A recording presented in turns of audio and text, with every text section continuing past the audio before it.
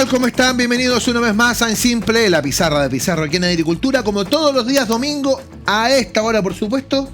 Esto de la simultaneidad ha sido súper bueno, nos ha ido muy bien. Estamos, por supuesto, en la radio, 92.1 para todo Chile, y también en simultáneo en nuestro canal de YouTube, Agricultura TV, con un programa hoy muy especial. Tenemos un invitado que por primera vez está en el programa, pero que es particularmente interesante por la temática de salud, entre otras cosas, ¿eh? Un personaje muy importante sobre ese aspecto que preocupa a muchísima gente, considerando lo que está ocurriendo fundamentalmente con el mundo de las ISAPRES. Antes de aquello, saludo al dueño de la pizarra, don Pedro Pizarro, hoy con una elegante corbata azul oscuro. ¿Cómo está, Eugenio? Perdón, ¿es azul oscuro o negra? ¿Es azul? No sé, porque para mí es azul nomás.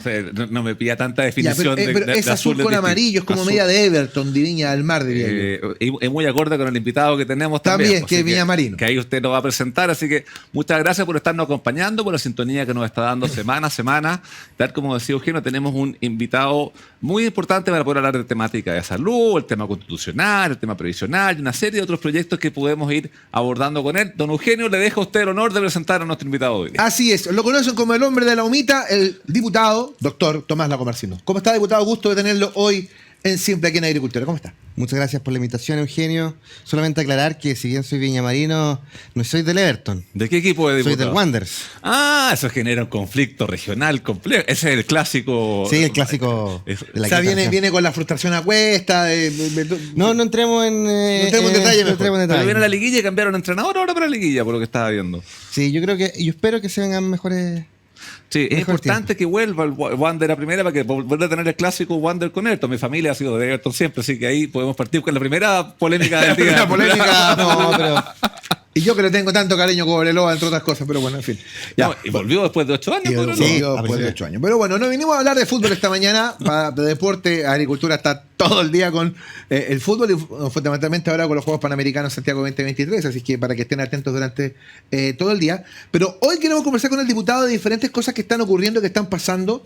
Yo no sé si quieres, Pedro, que comencemos precisamente por los temas de salud, que son los que de alguna manera... Vayamos al tema de salud porque hay harta gente que está preocupada de ver qué pasa. Vemos que se está tramitando lo que llaman una ley corta en el Senado, pero que el gobierno pidió una nueva prórroga a la Corte Suprema para efectos de ver cómo se cumple con el fallo. Esa nueva prórroga uno puede entenderla como que todavía no hay mucha claridad por dónde debe ir la ley corta, porque si no, lo habrían presentado.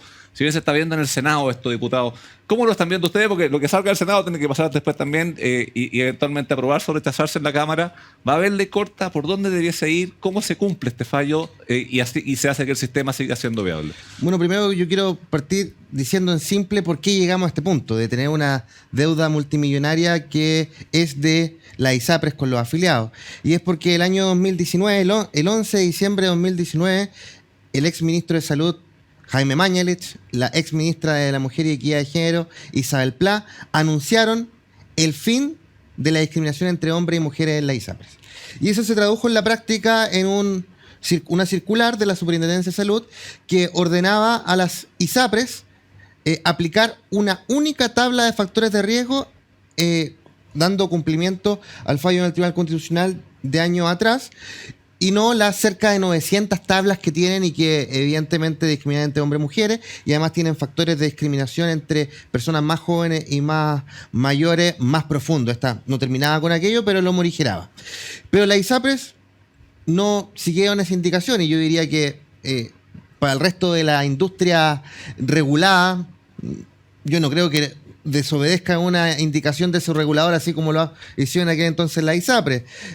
¿Para qué vamos a hablar de las sanitarias? Hacer caso omiso a la Superintendencia de Servicios Sanitarios no es opción. Igual los casinos con la de juego de azar y así sucesivamente. Es decir, ahí tenemos una industria que en el año 2020 no aplicó a partir del 1 de abril una tabla única de factores de riesgo que incrementaba el costo para los hombres, que lo bajaba para las mujeres y que en general bajaba para las personas más mayores y subía para las personas más jóvenes.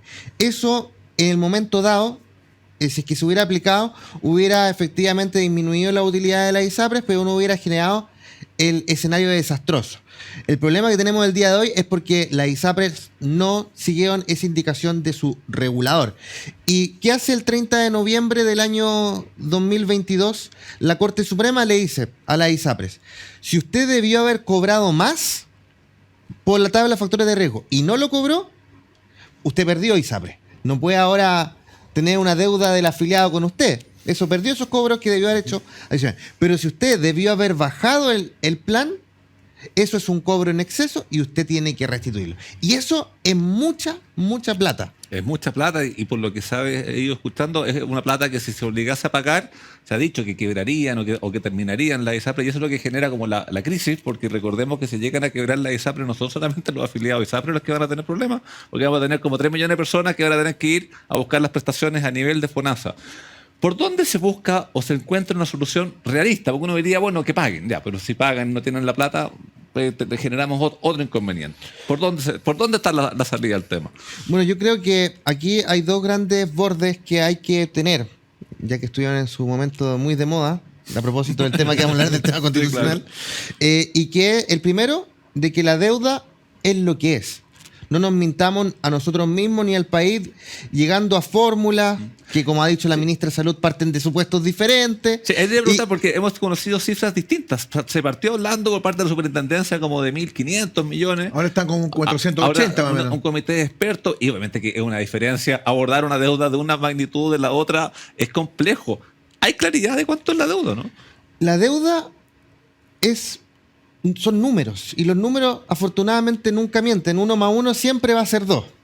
Y aquí es lo que, aplicando una tabla única de factores de riesgo, se debió haber cobrado desde el 1 de abril de 2020, y hay una deuda retrospectiva hacia atrás del fallo, que es entre el 1 de abril de 2020 y el 30 de noviembre de 2022, que eso es cerca de 1 billones de pesos a dinero de diciembre del 2022. Y cada mes que no se aplica el fallo, esta deuda va creciendo, porque no se ha aplicado la tabla única de factores de riesgo que debieron haber aplicado y que la Corte Suprema le dice que debe aplicar. En ese contexto aquí, yo primero quiero partir diciendo que el Superintendente de Salud, el doctor Víctor Torres, clarificó que la Superintendencia, en el momento de calcular el pasivo, hizo la aplicación literal del fallo. Ya. Y literal del fallo para todos los que han reclamado, porque esa es la otra discusión. ¿Es para los que han reclamado o para todos los que están en la misma situación, hayan reclamado o no?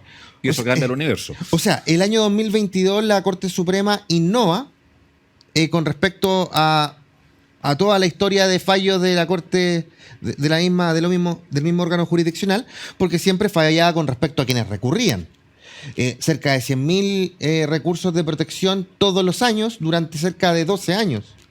Y en ese sentido aquí hace 2 fallos de aplicación universal. El primero, que es el proceso de adecuación de planes base, que no genera un impacto tan negativo, a pesar de que efectivamente genera un pasivo que se devuelve más fácilmente porque no son tantos recursos, pero la aplicación universal de este segundo fallo claramente genera un pasivo y una deuda que es mucho más grande y que, como tú bien dices, puede empujar a la ISAPRE a un grado de insolvencia. De hecho, la aplicación automática del fallo y, por tanto, el ingreso del pasivo en la contabilidad lleva a la ISAPRE a insolvencia en cuanto a los criterios establecidos por la ley de insolvencia de la ISAPRE, de solvencia de la ISAPRE, cuando quebró Vía 13 en el año 2002, 2003, sí. Por ahí. En ese contexto, como te iba diciendo, yo creo que los dos bordes, primero, la deuda es lo que es, no nos mintamos, si es que vamos a hacer algo con eso, partamos sincerando y de forma bien transparente a la opinión pública. Y en segundo lugar, que lo idóneo, lo que a mí me gustaría que fuera un borde, es que los afiliados que se les cobró en exceso vean restituido de alguna modalidad dichos recursos. Yo creo que muchas personas no tienen dificultades con que sean 10, incluso 20 años, pero el punto es que la sensación que quedaría en la opinión pública, en la ciudadanía finalmente, de no verse restituidos en alguna modalidad estos recursos, yo creo que sería muy negativa para el sistema político y para la sociedad chilena en general. Claro, la señal en ese sentido, los fallos son para cumplirse, y eso siempre ha sido, debería ser así, pero hay 2 temas ahí que me generan que es una discusión más jurídica, pero uno, hay algunos que tendría que bajar, que son los que tienen que, y otros que tendría que subir.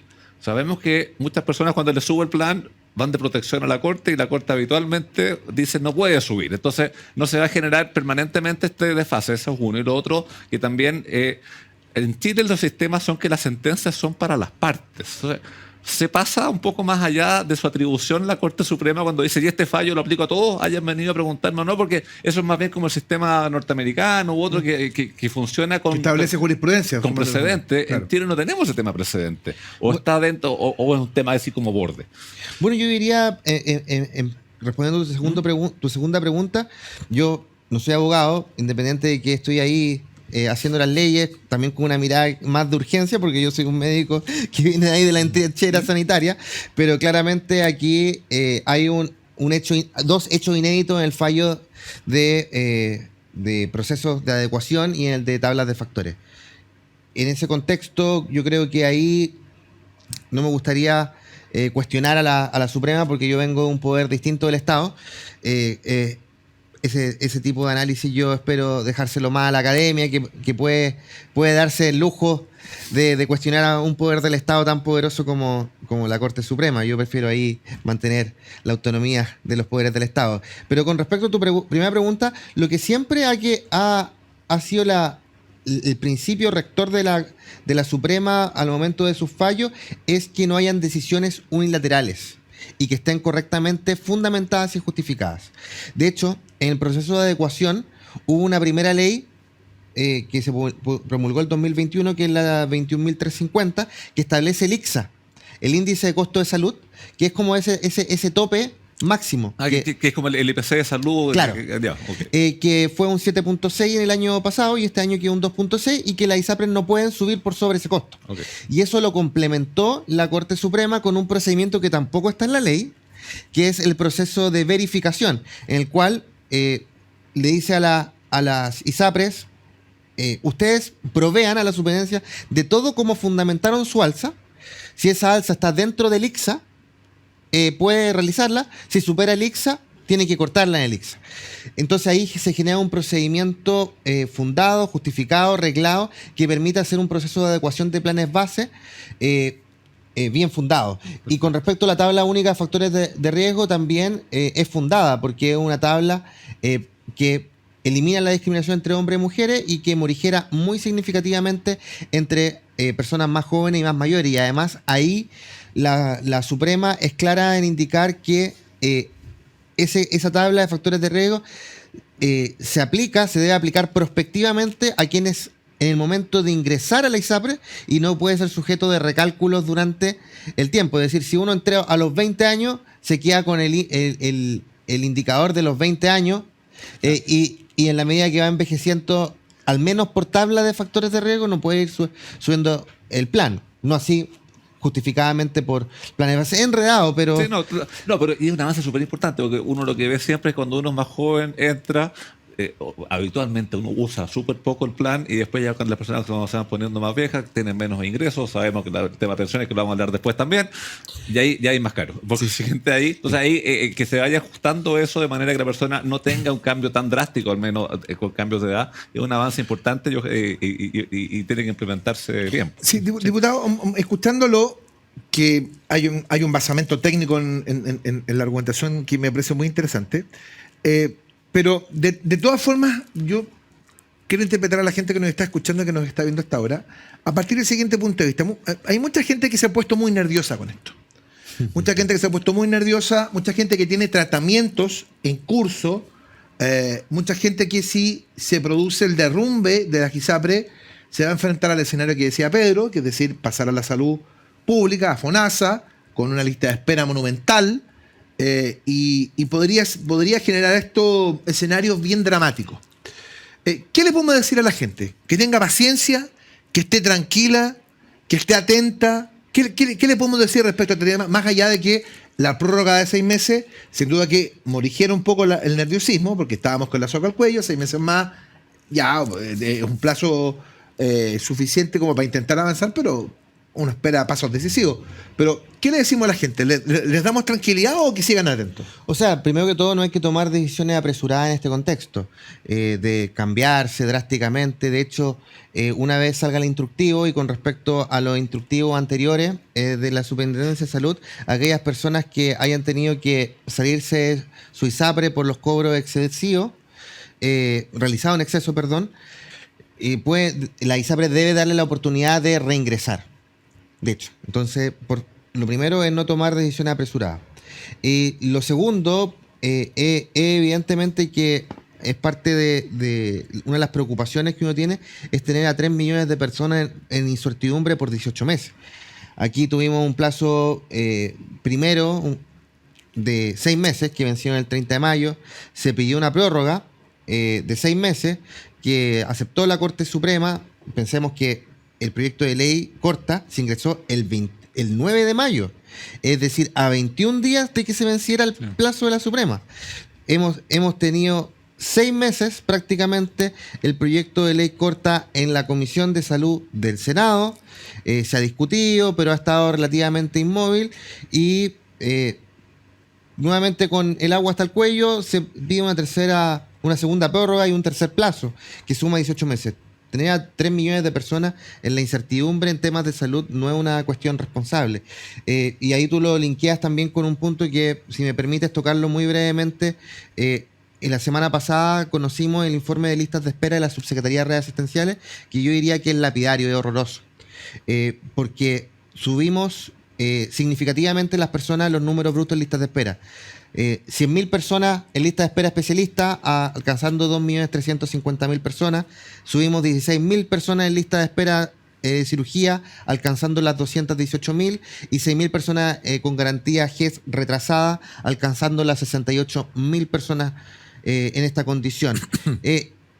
Los números van sostenidamente en crecimiento desde iniciado el gobierno. El Ministerio de Salud ha indicado que el promedio y la mediana de tiempos de espera ha ido disminuyendo, lo que es cierto, pero estamos pronto a llegar a la meseta en la cual ya vamos a haber disminuido los tiempos de espera, todo lo que se puede lograr, llegando a indicadores prepandemia, diría yo, o cercano a ello, pero el número bruto de personas en espera es un problema social, un drama social, y que el Ejecutivo tiene que enfrentar con decisión y no con anuncios extrafalarios, sino con medidas realmente concretas. Sí. Este es un tema, perdona Pedro, es un tema muy interesante. Yo le invito a que lo andemos un poquitito en el próximo bloque. Es lo mismo, le dejé replantear la pregunta. Exacto. ¿Cómo lo solucionamos para la persona que nos está escuchando? Porque sé que pero antes Eugenio hay un proyecto que usted está empujando, diputado Lago Marciano, que quiero que lo conversemos en un instante después de la siguiente pausa. Antes quiero contarle que la confianza se construye con hechos, y en Plan Vital se preocupan de brindar el mejor servicio a sus afiliados, ofreciendo múltiples canales de atención que resuelven de forma clara y rápida diversas consultas. Cámbiate hoy mismo Plan Vital, socios de por vida, y suma a tu equipo a los más de 2,7 millones de trabajadores que ya son parte de la mutualidad líder del país. Asociación Chilena de Seguridad, nadie cuida mejor a los trabajadores de Chile y sus familias. Conoce más en el www.h.cl. Y para los que buscan vivir con la salud impecable, en Los Héroes cuentan con beneficios como exámenes médicos desde costo cero y especialidades desde 990 pesos. Conoce todos los beneficios en salud que Los Héroes tiene para ti en loshéroes.cl. Los Héroes, vivir con ganas. Y como siempre, te invitamos a suscribirte a nuestro canal de YouTube Agricultura TV, donde podrás encontrar programas exclusivos. Ya lo sabes, pincha la campanita, déjanos tus comentarios e interactúa junto a nosotros. La pausa es breve y ya estamos de vuelta en Agricultura.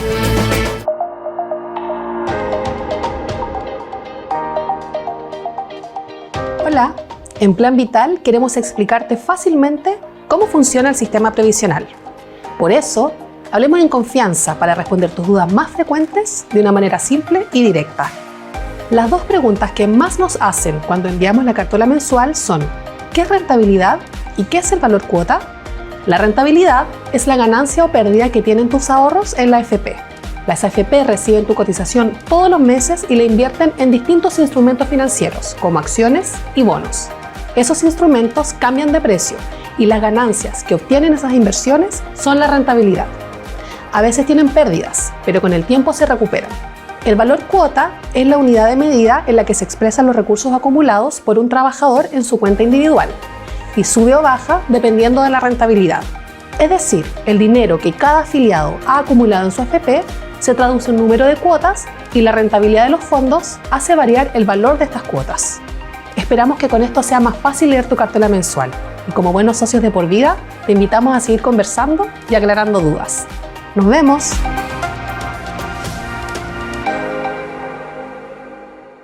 Agricultura es parte de los Juegos Panamericanos y Parapanamericanos de Santiago 2023. Sigue una cobertura diaria con el desempeño del Team Chile, el medallero y la agenda del día. Toda la acción de este evento deportivo en Radio Agricultura, Agricultura TV, agricultura.cl y a través de las redes sociales en Instagram y TikTok. La emoción de los Juegos se viven en Agricultura.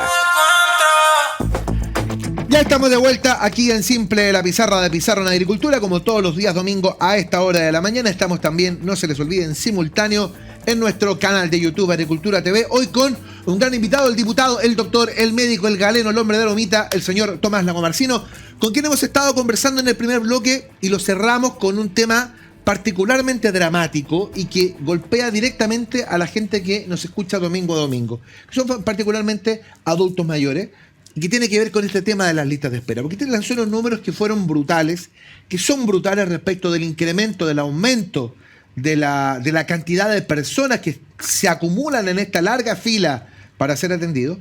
Y Pedro lanzó la pregunta para que lo comencemos a conversar en este bloque, diputado, que tiene que ver con, bueno, ¿cómo lo resolvemos? Yo sé que hay un proyecto de ley que usted está empujando, me gustaría que lo pudiéramos socializar y conversar para ver cómo contribuir a ir disminuyendo esto, que listas de espera también involucra riesgos de muerte de muchos pacientes. Bueno, efectivamente. De hecho, esta semana conmemoramos el Día Internacional de la Lucha contra el Cáncer de Mama y con un inédito cifra de 3.658 mujeres con garantía de oportunidad de cáncer de mama vencida, retrasada. Entonces, es dramático, es francamente preocupante porque atenta contra la vida, con la calidad de vida, con la salud de las personas, y en ese contexto el Estado tiene que hacerse más eficiente en cuanto al manejo de las listas de espera. Muchas veces, esto obviamente son problemas multidimensionales que tienen que ver con recursos, con capacidades, pero también con mejorar gestión. Nuestro sistema de salud tiene 29 servicios de salud, de Arica hasta Magallanes. Algunas regiones tienen más de uno, de hecho la región metropolitana es la que tiene más, la región de Valparaíso, a la que pertenezco yo, tiene 3 servicios de salud, y muchas veces cada servicio de salud es una entidad independiente que no se articula lo más adecuadamente con los otros servicios de salud, ni por tanto interrelaciona sus funciones, tampoco con otro tipo de establecimientos de la mejor forma, sean privados, mutualidades, hospitales institucionales. Y desde esa perspectiva, una de las cuestiones que falta en Chile es lo que se podría denominar como una torre de control. Una torre de control que permita ver lo que está sucediendo, analizarlo incluso en un tiempo más real, así como sucedía un poco con el COVID, que uno veía las cifras e iba derivando y había una UGCC, una unidad de gestión centralizada de camas, que permitía ir derivando a donde había cama y donde había capacidad. Esto es un poco lo mismo que debe ocurrir en el sistema de salud para un ámbito distinto, que son las listas de espera, en la cual se puedan tomar decisiones de, teniendo las personas en espera en un lugar y teniendo las capacidades en otro, esas personas pueden llegar a donde hay solución. Y eso falta mucho, porque también el Ministerio de Salud es una monstruosidad, es un ministerio enorme, gigante, de hecho uno de los con mayor presupuesto de la nación. Aprobamos el año pasado para este 2023 11 billones de pesos, es decir, 11 millones de pesos. Y esa brutalidad de dinero, por supuesto que ha ido aumentando progresivamente en el tiempo. De hecho, el Estado cada vez invierte más dinero en salud y no se están teniendo todos los resultados que uno le gustaría. Sí, eso le voy a preguntar, diputado, porque se está discutiendo ahora el presupuesto del próximo año. ¿Viene algún incremento que se venga a hacer cargo de este tema de las listas de espera? ¿Y es un problema de plata o gestión? Porque usted mismo lo dice recién, se ha ido aumentando paulatinamente en los presupuestos, los recursos, y uno ve que mucha mejora no hay. ¿Es gestión el problema?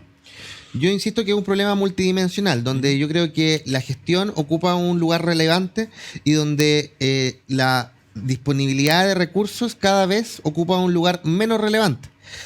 Hace 10 años la falta de recursos económicos en el sistema público de salud era mucho más relevante de lo que es ahora, porque había una inyección sostenida en el tiempo muy, muy grande. De hecho, si bien el presupuesto de la Nación crece en 3.5%, el Ministerio de Salud en su presupuesto sube 8.1%, es decir, uno de los, podríamos decir, privilegiados Sí. en este presupuesto, y que también habla sobre la preocupación que tiene el Ejecutivo en esta materia. Pero una cosa es firmar el proyecto de ley de presupuesto de la Nación con el incremento, y otra cosa es poder ejecutar bien esos recursos.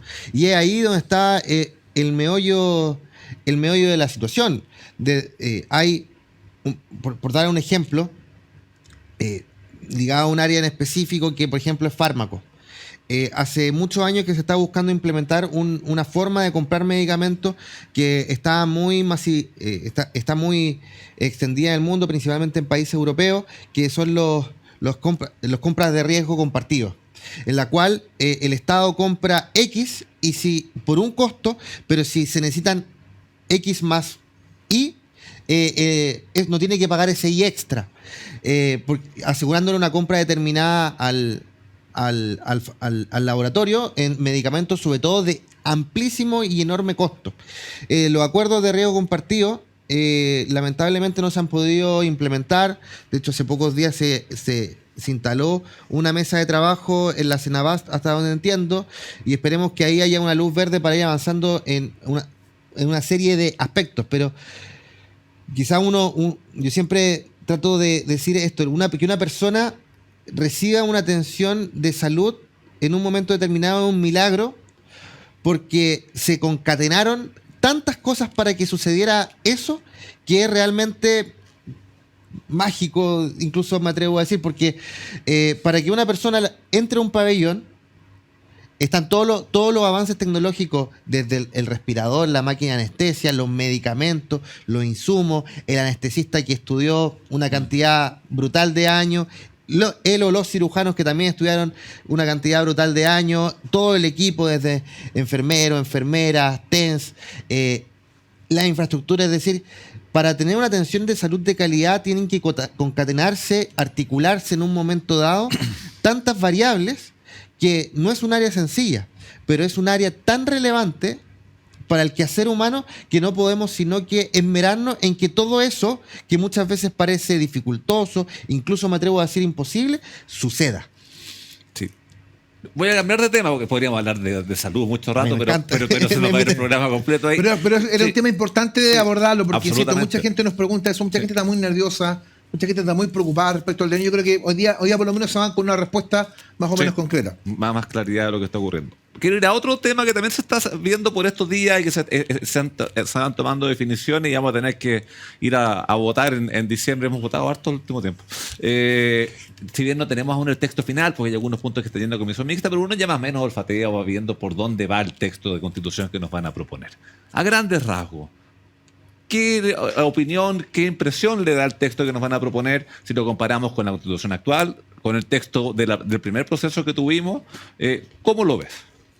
Bueno, yo creo, en primer lugar, que hemos tenido un proceso muy tutelado, que tiene 12 bases institucionales y un comité técnico de admisibilidad que ha revisado exhaustivamente lo que se ha ido normando en cada una de las disposiciones de esta propuesta de constitución en sus distintas etapas. Y en ese contexto, lo primero es que de ahí no puede salir algo que vaya en contra de un acuerdo político, que eran 12 bases institucionales, que yo creo que ponderaban muy adecuadamente intereses de visiones más de derecha o conservadora y visiones más de izquierda o progresista, en cuanto a avances y tener una cancha que nos permita jugar ampliamente en el ruedo democrático. Es decir, no prohibir por secretaría ciertas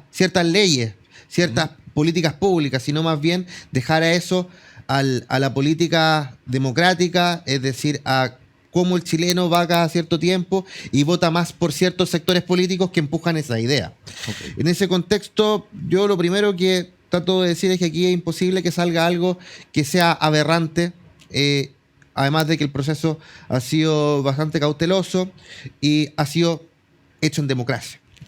En ese contexto, yo no veo con malos ojos per se el proceso. Yo sé que hay críticas muy fuertes y algunas de ellas destempladas, al igual como en su momento hubo algunas destempladas de la derecha con respecto al anterior proceso, aunque tenían más base, debo admitir.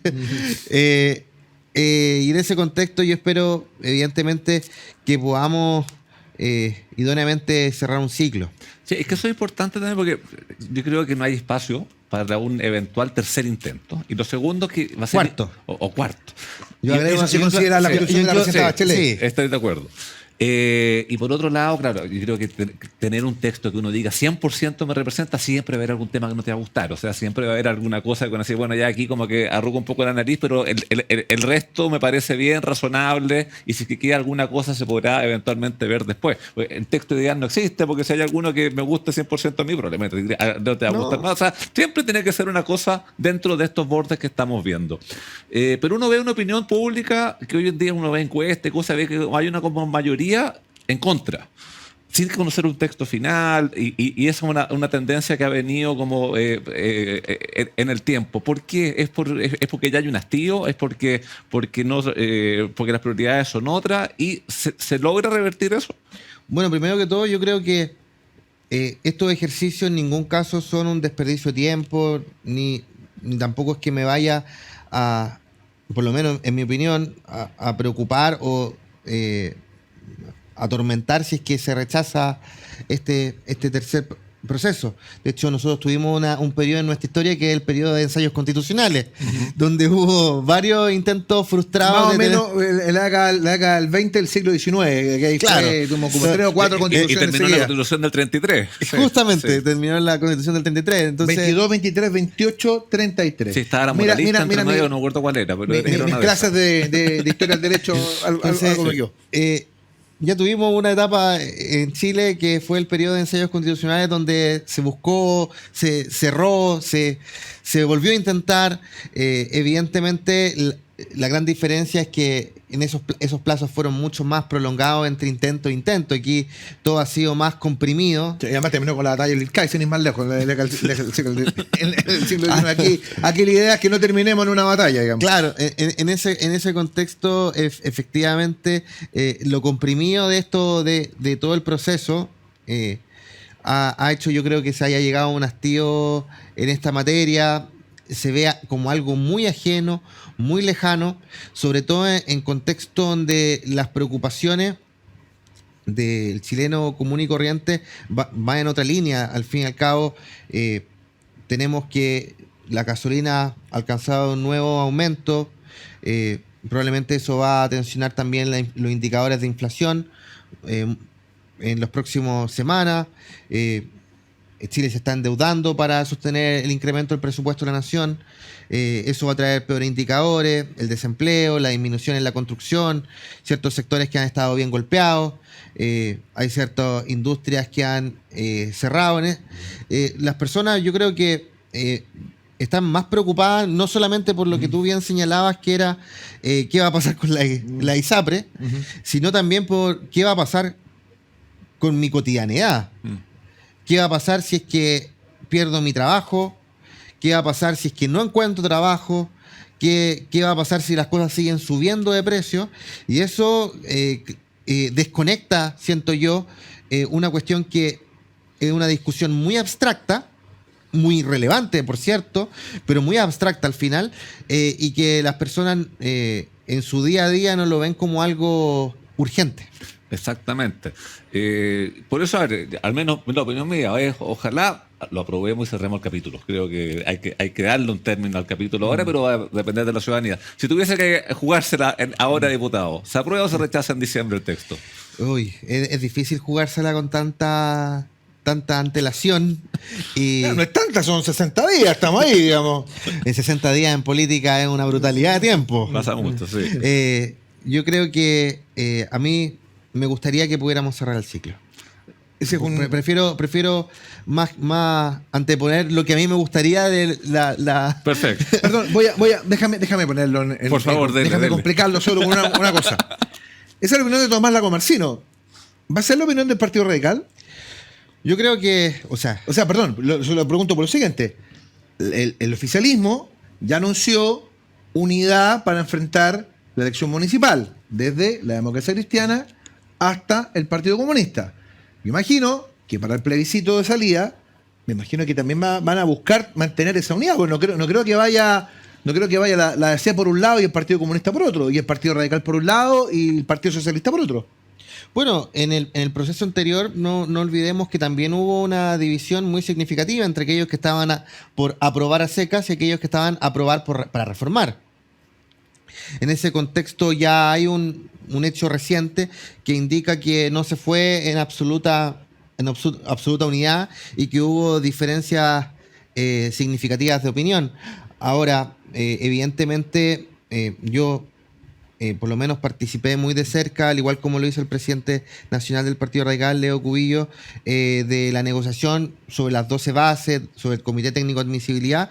Y yo creo que si es que una cuestión que daba tranquilidad a este proceso y permitió habilitarlo es aquel tutelaje que impedía que se llegara a una cuestión que fuera completamente contradictoria con principios más progresistas desde mi mirada. Evidentemente no satisface, creo yo, anhelo fundantes del Partido Radical, que es cuando Pedro León Gallo constituye la primera asamblea radical en Copiapó después de la Revolución Constituyente, y establece el deber positivo del Estado con la educación primaria, que antecede en varias décadas lo que después Pedro Aguirre Cerda hizo con la ley.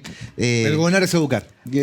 Como gobernar educar, pero no solo, ese es el eslogan, pero Yo creo que ese eslogan lo representa muy bien. pero la hazaña que está detrás de ese eslogan es impresionante, no solamente desde la aprobación de la ley de enseñanza primaria obligatoria, sino desde la construcción de una brutalidad de colegios y un aumento brutal de la matrícula en Chile en un periodo corto de tiempo. De hecho, Pedro Aguirre Cerda ni siquiera terminó su periodo porque falleció anticipadamente. De hecho, hay una anécdota muy buena, no sé si hay tiempo. A mí me gusta la anécdota.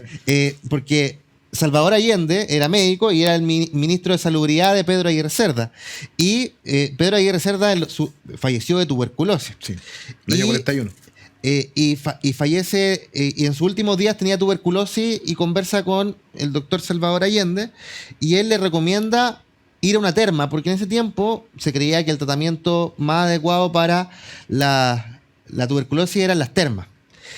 Pero Salvador Allende le dice, pero hay un problema porque la mayoría están en lugares de difícil acceso, etcétera, y la genialidad de Pedro Aguirre Cerda es que le responde, bueno, hagamos una empresa estatal de termas para que las personas con tuberculosis puedan acceder a este tratamiento que es requerido. Hasta el último día de su vida, hasta en las condiciones más complejas de una enfermedad, pensando siempre en cómo los chilenos y chilenas pudieran acceder a mejores condiciones de vida. Bueno, otro mundo, otro momento. Bueno, vamos a la pausa, ¿le parece? Que si no, Nicolás va a empezar a tirar la oreja, no quiero que pase eso. La confianza se construye con esto y en Plan Vital se preocupan de brindar el mejor servicio a sus afiliados, ofreciendo múltiples canales de atención que resuelven de forma clara y rápida diversas consultas. Cámbiate hoy mismo Plan Vital, socios de por vida, y suma a tu equipo a los más de 2,7 millones de trabajadores que ya son parte de la mutualidad líder del país. Asociación Chilena de Seguridad, nadie cuida mejor a los trabajadores de Chile y sus familias. Conoce más en el www.h.cl. Y para los que les gusta vivir disfrutando la vida, en Los Héroes siempre cuentas con panoramas como entradas al cine a solo 2.490 pesos, parques recreacionales, talleres y mucho más. Conoce todos los beneficios que Los Héroes tiene para ti en loshéroes.cl. Los Héroes, vivir con ganas. Y como siempre, te invitamos a suscribirte a nuestro canal de YouTube Agricultura TV, donde podrás encontrar programas exclusivos. Ya lo sabes, pincha la campanita, déjanos tus comentarios e interactúa junto a nosotros. Hoy, Nicolás, llegó la plaquita de los 100.000, ¿o no? Ya llevamos como 120.000 seguidores. ¿Llegó la? ¿No llegó? ¿Y qué esperamos para mostrarla? ¿No? Hay que hacer un programa especial para mostrar la plaquita, que a mí me gustan las plaquitas de las 100.000, que es bonito y todo eso. Ya, la pausa y ya estamos de vuelta aquí en Simple.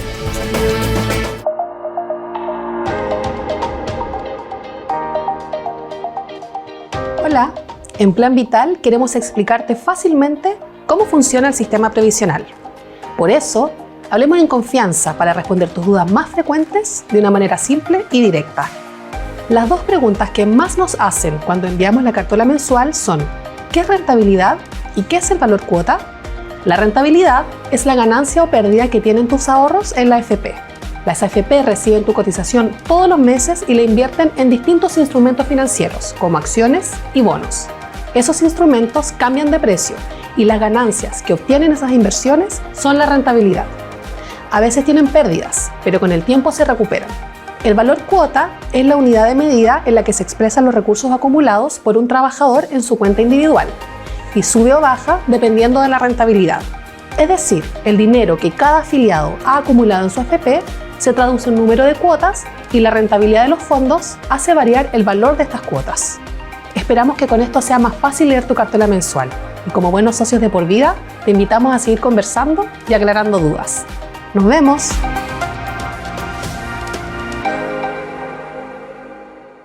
Agricultura es parte de los Juegos Panamericanos y Parapanamericanos de Santiago 2023.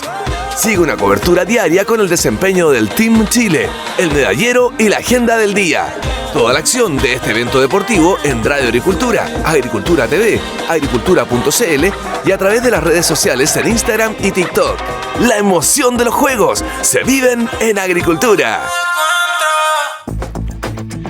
Muy bien, ya estamos de vuelta aquí en Agricultura, por supuesto, en Siempre la Pizarra de Pizarro, como todos los días domingos hasta hora de la mañana, por supuesto. También en nuestro canal de YouTube, Agricultura TV. Oiga, mis deseos son órdenes para Nicolás. Miren lo que tengo acá. Usted que está viendo el canal de YouTube de Agricultura TV, aquí está. Mira, esta es la plaquita de los 100.000 seguidores que te manda YouTube. Y tenemos como 120.000 ya, ¿no? Es una cosa de loco lo que tiene Agricultura. Pero bueno, crecemos a un ritmo infernal, me dice. Y aquí está la plaquita que te manda YouTube. Yo siempre quería tenerla acá, voy a sacarme fotos, la voy a subir al Instagram y todo eso, para agradecerle a toda la gente que, por supuesto, sigue Agricultura TV. Ha sido un trabajo súper a conciencia y estas cosas son las que a mí me emocionan. Ahora, este discurso yo debía haberlo dicho hace como 5 meses, sí, porque ya hace rato que estábamos en eso. Bueno, estamos con el diputado Tomás Lagomarsino, con quien hemos estado hablando de los temas constitucionales, hemos estado hablando de los temas de salud. Nos queda una patita más, Pedro Pizarro, en este último bloque. Una patita más que la vamos ahora, pero quiero ligarla un poco con el tema constitucional que estábamos hablando y con algunas declaraciones que escuchamos estos últimos días, tanto del presidente de la Cámara como del presidente del Senado, de una sequía legislativa. Está el gobierno como esperando el resultado del plebiscito de diciembre para ver qué hace, y en materia previsional también. La ministra Janet Jara primero dijo que iba a hacer una pausa y esperar el resultado del plebiscito para ver qué pasaba con la reforma previsional.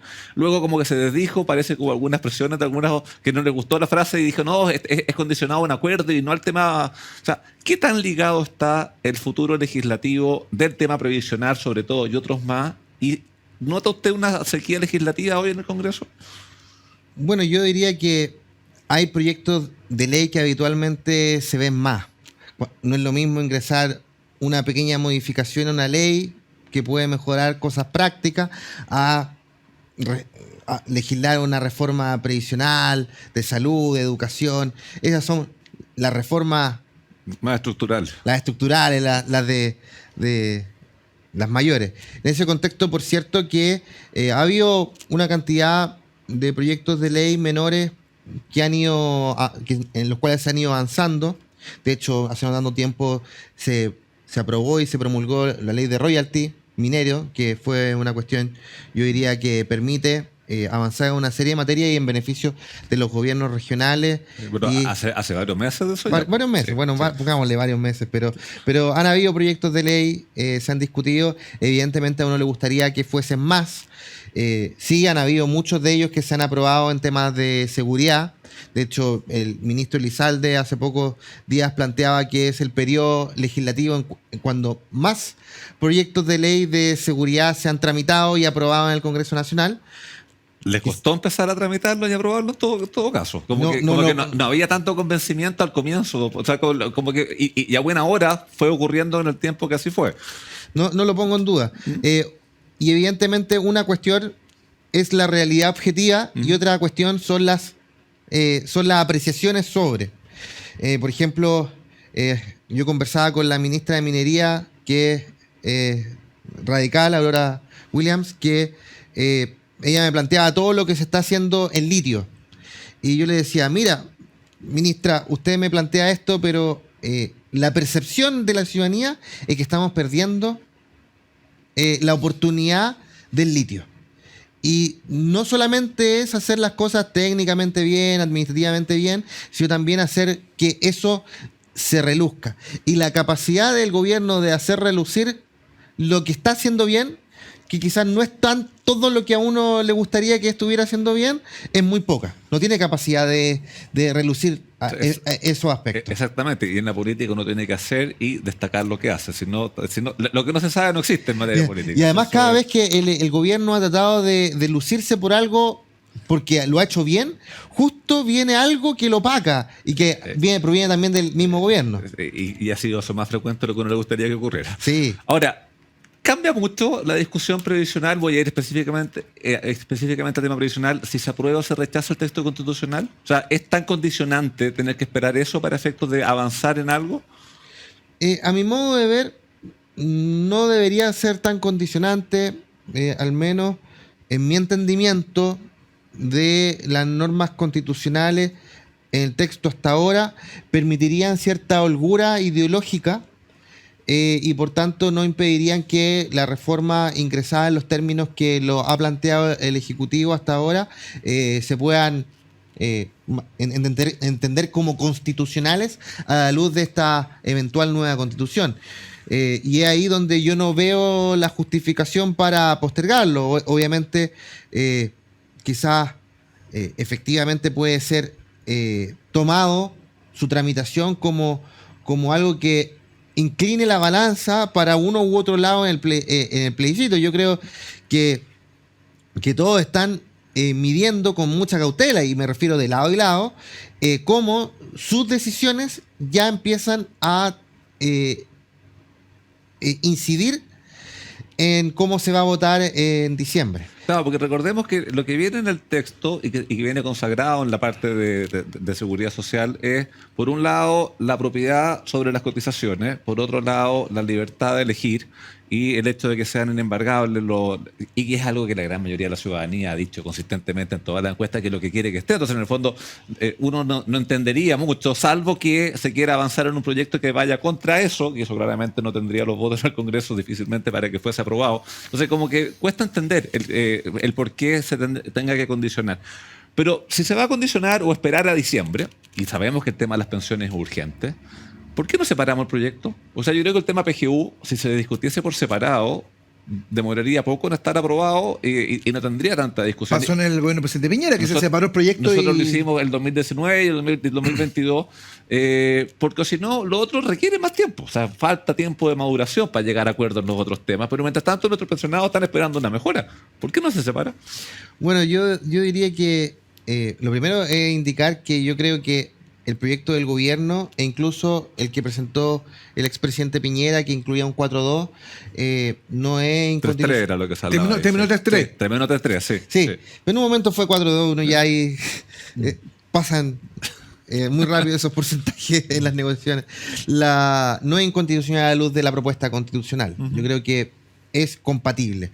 Quiero indicar ello porque da la sensación, o sea, se busca instalar en la opinión pública de que no sería compatible lo uno con lo otro. Ahora bien, yo creo que aquí tenemos una discusión con mucha mezquindad, así como la izquierda tuvo mezquindad con el expresidente Piñera cuando planteó un porcentaje 4-2, 3-3 para que no se aprobara en su gobierno. El día de hoy existe un grado de mezquindad también desde la derecha para que no se apruebe en este gobierno otro porcentaje similar. Y creo que así como tú bien planteas que hay que cerrar el capítulo constitucional, yo creo que hay que cerrar el capítulo previsional para otorgarle un grado de mixtura a nuestro sistema de pensiones, en el cual haya un entendimiento con distintos pilares, es decir, tenemos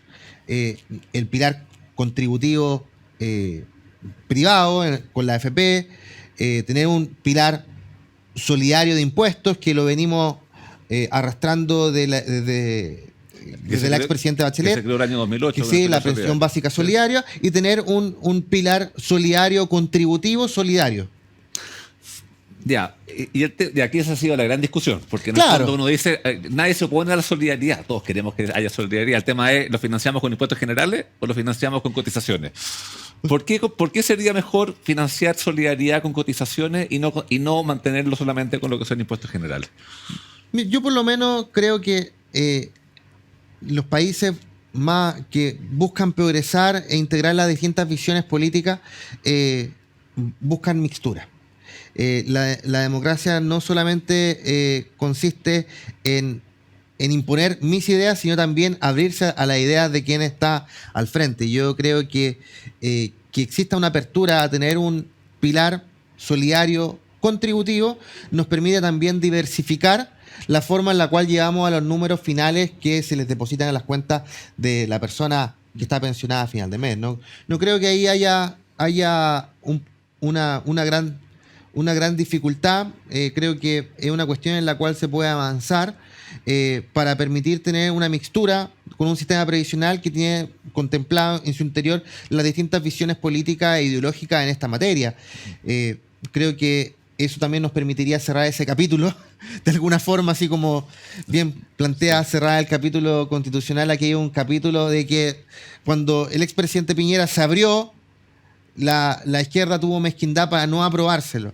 Ahora que estamos en un gobierno de signo contrario, sucede al revés. Entonces cerremos también. Yo también creo que es un capítulo que hay que cerrar. Sí, veamos cómo se puede avanzar ahí. Y un punto como podríamos avanzar, mencionábamos a la presidenta Bachelet con el pilar solidario. La presidenta Bachelet en su momento también propuso el tema de la AFP estatal, que no tuvo los votos en su momento, pero hoy en día podría ser un camino en tener también este ente público AFP estatal con reglas del juego claras, manteniendo la libertad de elegir también para ir avanzando y no con el tema refundacional completo que se quiere Además, plantear hoy día iría en línea además con lo que, si se llega a aprobar la nueva constitución, establece en el fondo que exista habla de libertad de elección público-privado, claro, de la provisión de estos podría ser servicios. también un camino que nos permitiese ir encontrando como ese cauce en el centro, dentro de las posturas más radicales que se han conocido. Mira, yo al menos ideológicamente preferiría que pudiéramos avanzar en un pilar contributivo, solidario, con un porcentaje moderado que no sea tan doloroso y que permita contemplar dentro de nuestro sistema previsional las distintas visiones ideológicas que tenemos en Chile. Y ahí hay una visión más progresista que, si bien se le golpea con respecto a que es difícil sostener esos sistemas, sobre todo en países europeos, por lo menos una visión que a mí me hace sentido que sea incorporada y que, así como hay otras visiones que hasta el día de hoy están incorporadas. En ese contexto también indicar que la PGU ha sido, diría yo, un gran aliciente para incluso la misma AFP. ¿Por qué? Porque la PGU llega vía prácticamente AFP.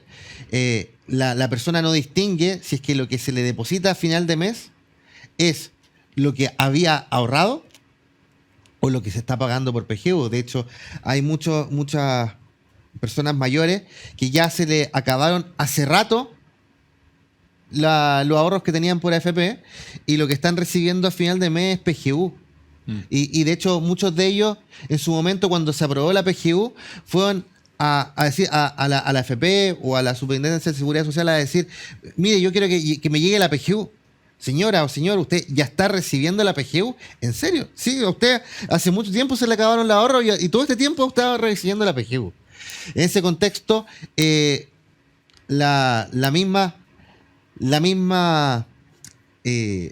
AFP, no diría que se han prestigiado, pero han morigerado las críticas también en función de la existencia de este pilar en cuanto a las personas tienen un número un poco más significativo y abultado a final de mes. Y en esa misma línea, incluso un eventual pilar contributivo solidario podría depositarse a final de mes y estar inmerso en el sistema como lo conocemos el día de hoy. Bueno, las pensiones se construyen ahí con todos los pilares y la sumatoria, todo Sí. esto.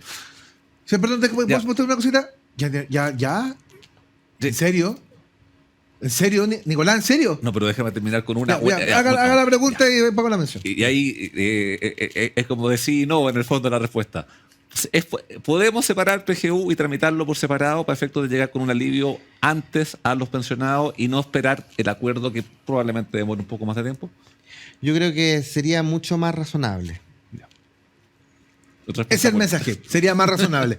Déjame comentarte una cosa. Los gobiernos necesitan éxito. Sí, bueno, la confianza se construye con hechos y en Plan Vital se preocupan de brindar el mejor servicio a sus afiliados, obteniendo múltiples canales de atención que resuelvan de forma clara y rápida diversas consultas. Cámbiate mismo Plan Vital, socios de por vida. Tengo que irme, yo te estoy impresionado a la rapidez con la que se fue el último bloque. Es que estaba súper se fue entretenida así. la conversación. Una última cosa. Se ha mencionado como una alternativa esto de generar un pilar de ingreso para pensiones a partir del consumo. ¿Qué le parece esa idea? Bueno, hay distintas, de hecho, hay una idea que planteó la bancada PPD muy similar a ellos. También hay otros que planteaban que venía de los ingresos del litio y que eso hiciera un fondo. El día que tengamos ingresos del El día que litio. tengamos litio. No, lo tenemos, el punto de explotarlo. Claro.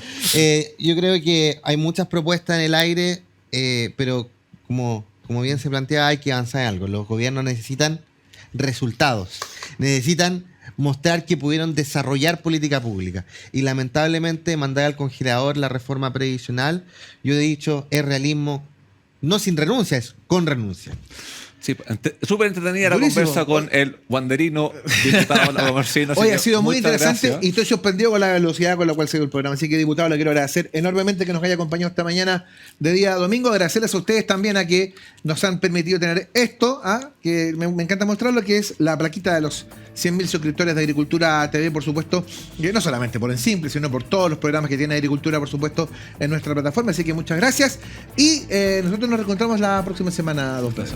Muchas gracias por acompañarnos, diputado. Gracias, Ustedes, diputado. gracias por la invitación. Que les vaya muy bien, que tengan una linda semana, éxito y nos reencontramos.